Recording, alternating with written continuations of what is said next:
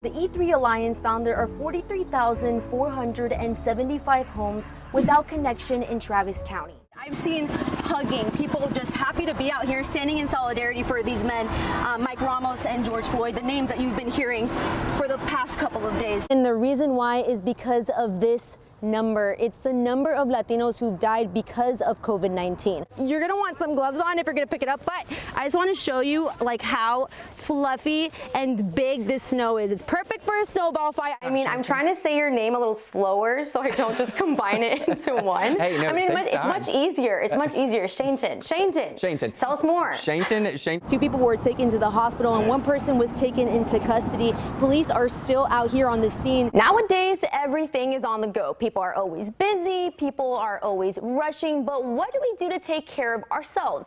I threw on this hood just for you, Bryce, and if you were outside here in Georgetown, you know how cold it is. Brian, and it looks like here families are lining up at Pflugerville High School to pick up their laptops for the first day of online classes tomorrow. Once that gas was deployed, we saw them all running towards APD, and we were pretty far back, and that's when we started to feel the effects of the tear gas as well. We had to move back. Doss Elementary closed its doors in 2017 because it was old and run down.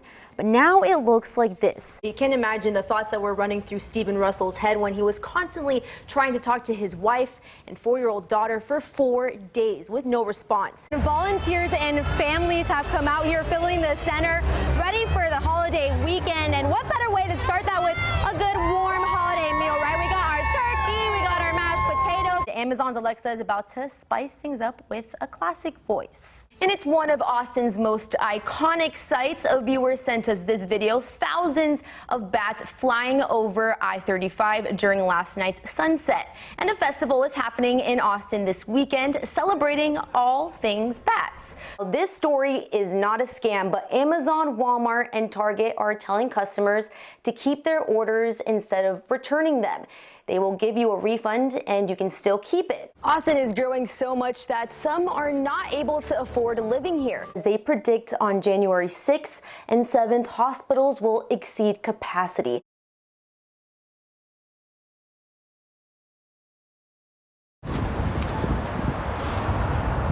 Dr. Dodson was the best of the best. She was warm and kind and funny. Some say it will never be easy for the people who truly knew Dr. Lindley Dodson, knowing she's not coming back to greet them with what friends call her infectious laugh. And knowing what a just devastating loss that is for our community, her family, the SWAT team, everyone involved, our hearts are just in a place that we can't even describe how sad we are. Hand in hand, healthcare workers pray for Dodson, her family, and for peace.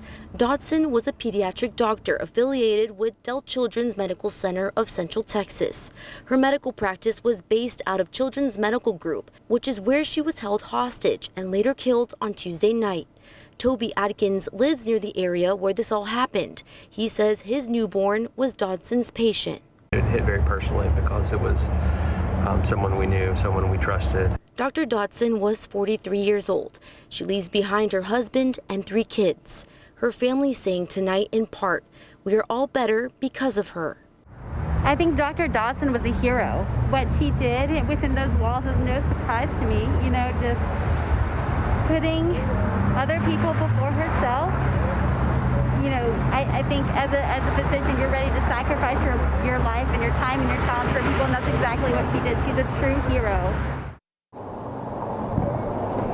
I do want to give you another look of what's happening out here. There is another large group of healthcare workers, it looks like, paying their respects for Dodson. I will say there have been kids here. There have been her patients, friends, and people who just truly cared about her. Dr. Dodson's family says she radiated light, love, and joy in everything she did, and they say she lifted them up with her laughter, which was like magic to them. I've never had the flu before, never gotten a flu shot. You know, I didn't think something like that could happen to me. These pictures are hard to take in. Seeing all those tubes and crazy things, I mean, just, yeah.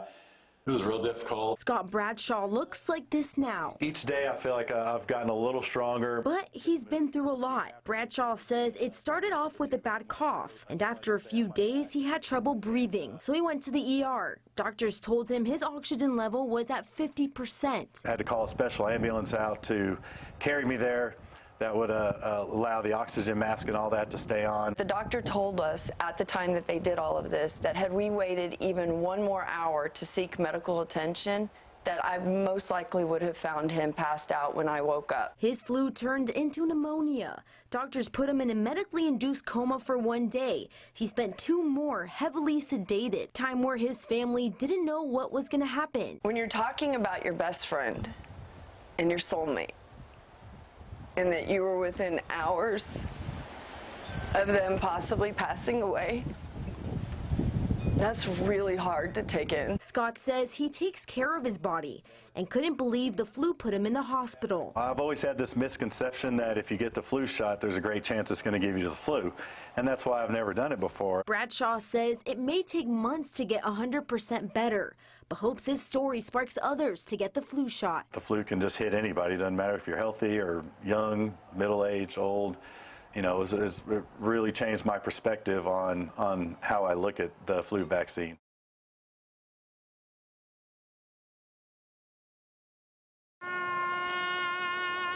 He was probably the purest soul that I've ever met. This Northeast Austin community is marching for Billy Brown. Amazing grace, how sweet the sound. His mom says he was a nonverbal boy with autism. Billy was hit and killed by a driver on East Yeager Lane late September. Now these people, many of them strangers, are standing for him. You always have to watch out, no matter what time of the day it is, for kids, adults, anybody walking on the road. It's not a very well lit road. I believe we need to have lights on it.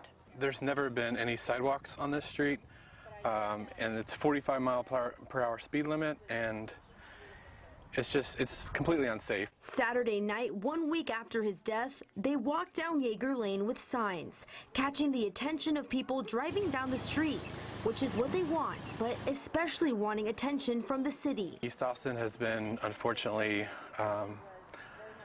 treated unequally by the city council for decades, and we just kind of want their investment, you know. It's time. Billy's mom, Mia Brown, says she's grateful for the support and also thinks safer streets could have prevented Billy's death. Her friends say on her behalf, she's strong and will pull through. They're very devastated. The whole family is very devastated. And Mia's a very strong lady. I'm very impressed with how strong she is.